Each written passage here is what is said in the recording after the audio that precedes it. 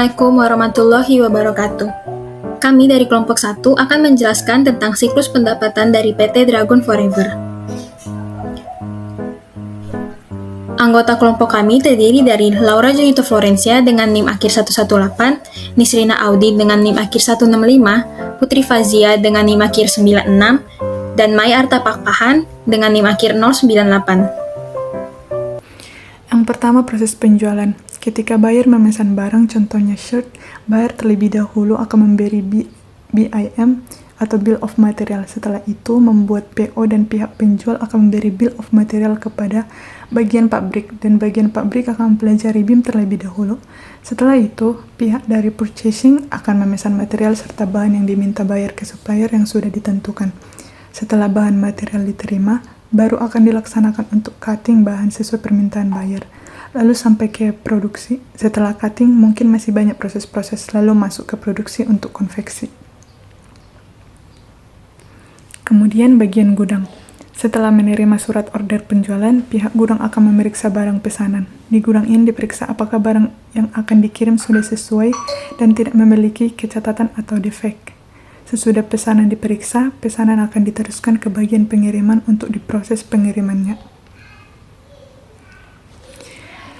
Kemudian proses pengiriman.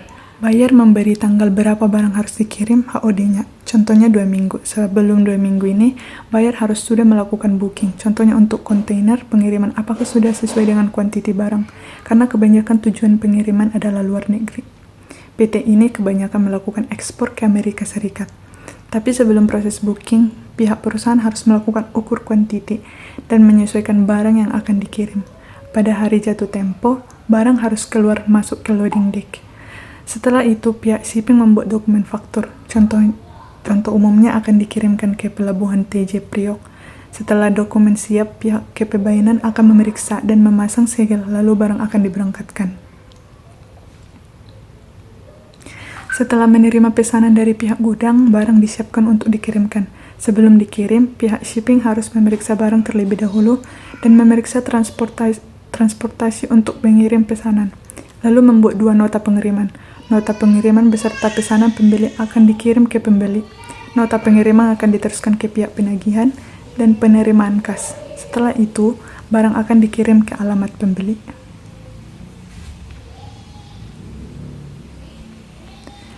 Kemudian proses penagihan dan penerimaan kas. Pembelian secara kredit maupun pembelian secara tunai. Tagihan akan terbit setelah barang sudah dikirim dari pabrik ke buyer. Perusahaan ini menerapkan sistem secara kredit dalam setiap transaksi penjualan kepada buyer. Maka dari itu, sistem penagihan menggunakan sistem penagihan secara kredit. Dalam transaksi penjualan kredit, jika order dari pelanggan telah dipenuhi dengan pengiriman barang atau penyerahan jasa, untuk jangka waktu tertentu perusahaan memiliki piutang kepada pelanggannya. Kegiatan penjualan kredit memungkinkan perusahaan menambah volume penjualan dengan memberi kesempatan kepada para pembeli membelanjakan penghasilan yang akan diterima mereka pada masa yang akan datang. Penjualan kredit dapat dilakukan melalui 2 sistem, yaitu penjualan kredit dengan kartu kredit perusahaan dan sistem penjualan kredit biasa. Setelah tagihan diterbitkan, langkah berikutnya adalah proses penerimaan kas. Pembeli melakukan pembayaran atas tagihan tersebut melalui transfer bank atau metode pembayaran lain yang telah disepakati. Bagian keuangan perusahaan bertanggung jawab untuk mencatat setiap penerimaan kas ke dalam sistem akuntansi perusahaan. Pencatatan yang akurat sangat penting untuk memastikan bahwa semua transaksi penjualan dan penerimaan kas terdokumentasi dengan baik, sehingga dapat diakses dengan mudah untuk tujuan pelaporan dan audit. Flowchart siklus pendapatan dari PT Dragon Forever terdiri dari 5 bagian: penjualan, kredit, gudang, pengiriman, penagihan, dan penerimaan kas. Yang pertama itu, buyer akan memesan barang dan membuat surat order penjualan. Surat order penjualannya nanti akan diberikan ke penagihan, ke bagian kredit, ke bagian gudang, ke pengiriman, dan juga ke pembeli. Selanjutnya di bagian kredit, di sini akan ada persetujuan kredit. Akan diperiksa sejarah kredit dan akan diberikan persetujuan. Kalau diberi persetujuan akan diteruskan ke bagian gudang. Kalau tidak diberi persetujuan, orderan akan ditolak dan dikembalikan.